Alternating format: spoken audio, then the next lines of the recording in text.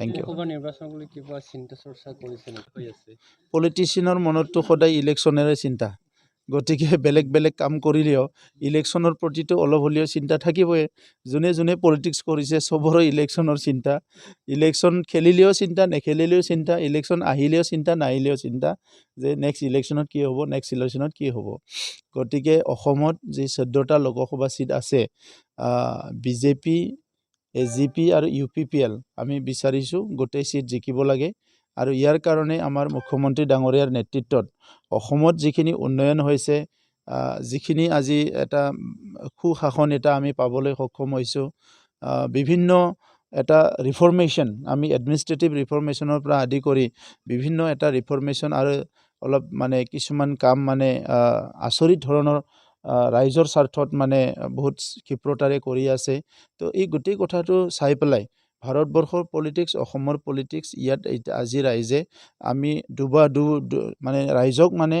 again মানে কোনো approach কৰিব নালাগে মই ভাবোঁ যে ৰাইজে অলৰেডি কনভিন্স তো সেইকাৰণে লোকসভা ইলেকশ্যনত সাংঘাতিকভাৱে আমি কিবা এটা চিন্তা কৰিব লাগে কিবা এটা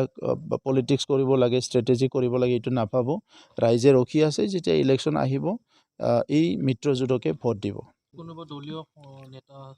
যোগদান কৰিব যোগাযোগত আছে নেকি হাজাৰ হাজাৰ আছে মানে বহুত ডাঙৰ নেতা নহয় ডাঙৰ নেতাবিলাক কথা পাতি থাকে কিন্তু কি কৰিব কি নকৰিব নাজানো কিন্তু এনে অলপ তলৰবিলাক অলপ মানে হাজাৰ হাজাৰৰ সংখ্যাত আছে তো এতিয়া য'ত থাকক ৰাইজৰ কাম কৰিব লাগে সেইকাৰণে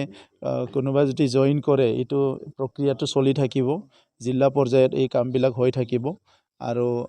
এতিয়া সকলো চাই আছে কি ভাৰত আৰু অসমৰ লগতে কাউন্সিলৰ পলিটিক্স